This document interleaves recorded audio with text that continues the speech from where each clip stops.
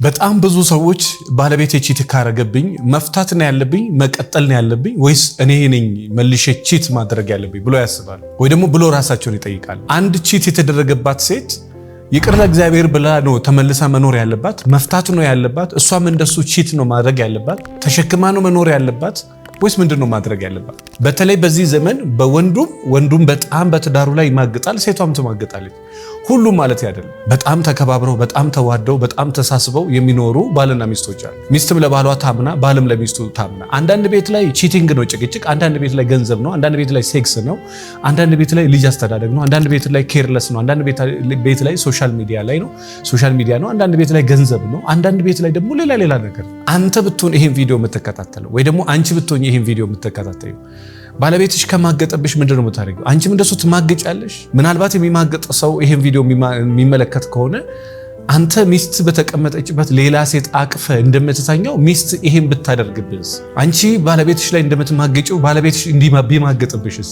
ምንም አይሰማሽም? ህመም የለውም? ቀላል ነው። አንተ የምታደርገው ነገር ሚስት ብታደርግብህ፣ አንቺ የምታደርገው ነገር ባለቤትሽ ቢያደርግብሽ፣ የምታደርገው ነገር መልሶ ቢደረግብህ ምን ይሰማል? ህመሙ ምንድነው? አንቺ የምታደርጊው ነገር መልሶ አንቺ ላይ ቢደረግ ህመሙ ምንድነው? ምንድነው የሚሰማሽ? በምን ደረጃ ነው ልትታመሚ የምትችይው? በምን ደረጃ ነው ሊሰማሽ የሚችለው? በምን ደረጃ ነው ልትቆሲ የምትችይው? መፍትሄው ምንድነው? አንድ ሴት ባለቤቷ ከማገጠባት መልሳ ነው መማገጥ ያለባት? ይቅር ብላ ነው መቀጠል ያለባት? መፍታት ነው ያለባት ወይስ ምንድነው ማድረግ ያለባት? አንዴ ማገጠ፣ ሁለተኛ ከማገጠስ፣ ሶስተኛ ከማገጠስ፣ አራተኛ ከማገጠስ፣ ከደጋገመውስ? አንድ ሰው አንድ ነገር አንዴ አድርጎ ሁለቴ ሶስቴ አራቴ አምስቴ ካደረገ ምንድነው የምታደርገው? ስለ ትዳር መማከር አሊያንስ ስልጠና ፈልጋለሁ የምትሉ ካላችሁ፣ ያላገባችሁ ወጣቶች አግብታችሁ በትዳር ያላችሁ፣ ስነ ልቦናዊ ምክር ያስፈልገኛል ብላችሁ ካሰባችሁ፣ ያላገባችሁ ወጣቶችም ከሆናችሁ ለምንድነው ያላገባሁት ራሴ ላይ መስራት ፈልጋለሁ ካላችሁ በጣም የሚገራርሙ ስልጠና ለየብቻም በጋራም ተዘጋጅቶላችኋል። ለመረጠ መረጃ 09774050 ላይ ደውሉ። ከሰውየው ጋር ትለያያለህ ወይስ ትቀጥላለህ? ወይ ይቅር ትላለህ ወይስ ደግሞ እሱ ያደረገብን ነገር መልሰት አደርጋለህ? እኔ ምናልባት ቺት የተደረገባችሁ ሴቶች ይሄን ቪዲዮ የምትከታተሉ ከሆነ ቺት ያደረገችብህ ሚስት ከሆነ ይሄን ቪዲዮ አንተ የምትከታተል ከሆነ ባለቤትህን እንዳትፈታት። በጣም ብዙ ሰው መጽሐፍ ቅዱስ ያለ ፍቺ ምክንያት የፈታ ሰው ይላል። ያለ ዝሙት ምክንያት መካከላችሁ ከሌለ በስተቀር እንዳትፈቱ ይላል። ያ ማለት ግን ይቅር ለእግዚአብሔር ብዬ ሰው ነንና እንሳሳታለን። እኔ ባለቤቴን ይቅር ብዬ መቀጠል ፈልጋለሁ ብትይ አትቀጥይ አይደለም። ሚስቴን ይቅር ብያት መቀጠል ፈልጋለሁ ብትል አትቀጥል አይደለም። ችዬው ኖራለሁ ካልሽ ችለሽም አትኖሪ አይደለም። በጣም ችለው የሚኖሩ ሰዎች አሉ። ላለፉት 20 ዓመታት ባለቤቷ በሺዎች የሚቆጠር ሰው ያማገጠ ዝም ብላ የኖረች ሴት አለች። ላለፉት 30 ዓመታት ሚስቶቻቸው ሲማግጡ እያዩ የኖሩ ወንዶችና ሚስቶች አሉ። በወንዶችም በኩል አሉ፣ በሴቶችም በኩል አሉ። ሚስት ከማገጠችብህ የምትወስደው እርምጃ ምናልባት እንደሞያ ምናልባት ባትፈታት ይመከራል። እንዴት ነው ሚስቴ ማግጣብኝ እምፈታት ብለህ ካልክ በጣም መወደው ፕሮፌሰር ኃይሌ ገሪማ ምን ይላል? የትም ኑር የትም ዋና የምትኖርለት ዓላማ ነው ይላል። እዛ ቤት ውስጥ ሃይማኖት አለ፣ ባህል አለ፣ የገነባኸው ስም አለ፣ ቤተሰብ አለ፣ ልጆች አሉ፣ ንብረት አለ፣ የከፈልክባት ዋጋ አለ። እሷን ፈተ ደግሞ ያለሷ መኖር ትችላለህ ወይ? እሷንስ ፈተ ከሴት ውጪ ሌላ ፕላኔት የሚመጣ ሮቦት ካልሆነ በስተቀር ሌላ ነገር ልታገባ ትችላለህ ወይ? እሱን ፈተሹ።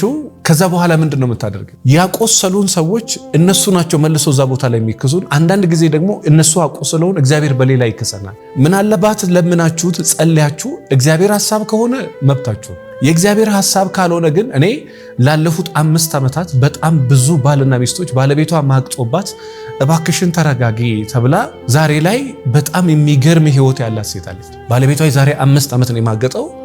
ከዛ በኋላ ምንም አድርጎ አያውቅም። ባለቤቷ ከትላንትና እስከ ዛሬ ድረስ ደግሞ በተደጋጋሚ ያደርግ ሰው ደግሞ አለ። ትላንትና ታይ ይሄኛው አካሄዱ እንደዛኛው አይደለም። አንዳንዶቹ በድንገት ተሳስቶ ይማግጣል። ተሳስቶ ማለት አንዳንድ ጊዜ ሳያስቡበት የስሜት ነገር ሆኖባቸው ልክ ሳታቅ ብር እንደምጥለው ሳታቅ ስልክ እንደምጥለው ካንተ ቁጥጥር ውጭ የሆነ ነገር ግን ደግሞ በዛው መጠን ፈልገው አቅደው አስበውበት የሚማግጡ አንዴም ሁለቴም ሶስቴም አራቴም የሚደጋግሙ ዝም ብትላቸው እየቀጠሉበት የሚሄዱ ሰዎች አሉ። አንዳንድ ሰዎች ደግሞ አንዴ ያጠፋሉ፣ ከዛ በኋላ ደንገጥ ብሎ መለስ ይላሉ። እነዚህ አይነት ሰዎችን ብትረዳቸው ብታልፋቸው ጥሩ ነገር እንጂ መጥፎ ነገር የለም። በዛው መጠን ምን አይነት ሰዎች አሉ? አንዴ ሁለቴ ሶስቴ ይቅር ስትላቸው እየደጋገሙ ይሄዳሉ። አንተ ትቆስላለህ እንጂ ሰዎቹ ማድረጋቸውን አይቆሙም። እኔ ልጅ ያላችሁ ባልና ሚስቶች ካላችሁ ለመፍታት አትቾክይ። በጣም ከባዱ መኖር ነው እንጂ መፍታት አይደለም። መፍታት በጣም ሲበዛ ቀላል። ከባዱ ምንድነው ካልሽ መኖር። ከባድ ነገር ምናልባት አሁን ነው ከባድ፣ በኋላ ለግን እንደ ተራራ ወጥቶ እንደጨረሰ ሰው ከዛ በኋላ ያለው ቁልቁለት። ትልቁን መስመር ደግሞ ካገኘው ልክ በአንድ ወቅት አንድ ሰው $2000 ከፈረና በጣም የዓለማችን ታዋቂ አስተማሪ ጋር ሄዶ በቃ ለመማር አዳራሹ ገና ሲኒማ እንትን በጣም ትልቁ አዳራሽ ስንት ሺህ ሰው ተሰብስቦ የሚሰማበት አዳራሽ ገና ባዶ እያለ ቁጭ ብሎ ዛሬ የምማረው ትምህርት ብሎ ተዘጋጅቶ ቁጭ አለ። የሚያስተምረው ሰውዬ ጉርድድ እያለ መጣና ሰው ከገባ ከስንት ሰዓት በኋላ 5 መጽሐፎች ጽፍ ያለው ዛሬ ይሄ መጽሐፍ ወደ 10 ፔጅ ያለው እንትን ወደ 10 ርዕሶች አሉት 10ሩን ርዕስ አንብቡና ነው አለ። $2000 የከፈልኩት ለማንበብ ነው አለ። ለማንበብ ነው $2000። ከዛ በኋላ የዛ ሰውዬ ህይወት ለዘላለም ነው የተቀየረ። $2000 የከፈልኩት ለማንበብ ነው አለ። እውነትም ለምን የተባልከውን አድርግ ተብሎ አደረገ። ከዛ በኋላ ለዘላለም ህይወቱ ተቀየረ የዛ ሰው።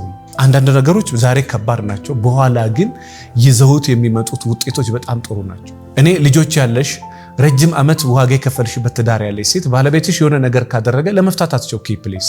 መፍታት በጣም ሲበዛ ቀላሉ፣ ከባዱ መኖር። መማከር ትችያለሽ፣ መፍትሄ ያለው መስተካከል ይችላል። በጣም ብዙ መንገዶች አሉ። ከፈታሽ ግን ችግሩን ከፈታሽ ነው ጥሩ። ችግሩን መፍታት አለመቻል ነው ትዳር ሲፈቱ ብዙ ሚሊዮን ሰው ትዳሩን እንዲፈታ ያደረገው ችግሩን መፍታት አለመቻል ነው። ችግሩን ከፈታው ጥሩ ነው። ችግሩን ከፈታሽው ጥሩ ነው። ስለዚህ ሚስት ከማገጠችበት መፍታት በጣም ቀላል ነው። ከባዱ መኖር ነው። አንደኛ እሷን ያቆሰለች ልጆች አሉ፣ ንብረት አለ፣ ሃይማኖት አለ፣ የከፈልክበት ዋጋ አለ፣ ረጅም ዓመት የደም ዓመት የቆሰ ከዛ በኋላ እኔ አትፍቱ ብዬ ያልኳቸው በትንሹ በዚህ 5 ዓመት 6 7 8 9 ሰው ሞቷል። በትንሹ ነው የምነግራቸው። እሱን ፈታዋለች፣ ግን አሁን በህይወት የለች። እሷን ፈቷታል፣ እሷ በህይወት የለችም ወይ እሱ በህይወት የለ። ማን ይሞት ማን ይኖር አታውቅም። ከፍቺ ጋር የሚገናኝ ነው አይደለም። ዛሬ የፈታኸው ሰውዬ በቃ የሚሰማ የሆነ የጸጸት ስሜት አለ። ቸኮልኩ እንዴ መረጋጋት ይችል ነበር እኮ ቸኮልኩ መሰለኝ ብሎ በኋላ የጊልቲነት ስሜት ይሰማል። ምናልባት ባልና ሚስቶች ከሆነ ይሄንን የምታዩት ባለቤትሽ ከሆነ የማገጠብሽ መፍታት ሳይሆን ተረጋግተሽ መጀመሪያ እግዚአብሔርን መለመን። ችግሩ በጣም በተደጋጋሚ ከመጣ ምናልባት ለህይወታችሁ አደጋ። ችግሩ በተደጋጋሚ ከመጣ በተደጋጋሚ ካልመጣ ግን በተደጋጋሚ ችግሩ ካልመጣና አንድ ጊዜ በህይወት ዘመን የሆነ ቦታ መውደቅ ከሆነ የትም ይወድቃል። ስልክ ትጥላለህ፣ አንተም ትወድቃለህ። ልትታከም ሄደህ እኮ እጅ መቆረጥ አለበት ተብሎ ትመለሳለህ። ከዛ ዶክተሩ እጅህን ከቆረጠ በኋላ ምንድነው ስትለው ህክምና ነው ይላል። ካንሰር አለብህ እጅ መቆረጥ አለበት፣ እግር መቆረጥ አለበት ይላል። ከዛ እግር ከተቆረጠ በኋላ ህክምና ነው ይላል። አንተም አዎ ህክምና ነው ትልና ደግሞ ተቀበለት ይላል። አይን እኮ ተጎልጉሎ ይወጣል። ያ አይን ተጎልጉሎ ይወጣል። በጣም አደገኛ ኩላሊት ይወጣል። እንደዛም ነው የምትታከመው። አዎ ለመቆረጥም ለመወጋትም ለመቀደድም ፈቃደኛ ሆነ ነው የምትሄደው። ስለዚህ ራሳችሁ ላይ ሰርታችሁ የሆነ ነገር ማስተካከል የምትፈልጉ ከሆነ ባለቤትሽ የሆነ ነገር ካደረገብሽ ለመፍታት አትቸኩይ። ሚስት የሆነ ነገር ካደረገችብህ ለመፍታት አትቸኩል። ከባዱ መኖር እንጂ መፍታት አይደለም። መስተካከል ይችላል። አዎ የዛሬ ዓመት የዛሬ 2 ዓመት ከ2 ዓመት ከ3 ዓመት በኋላ ወይ እየጠራ ይሄዳል ወይ እየደፈረሰ ይሄዳል።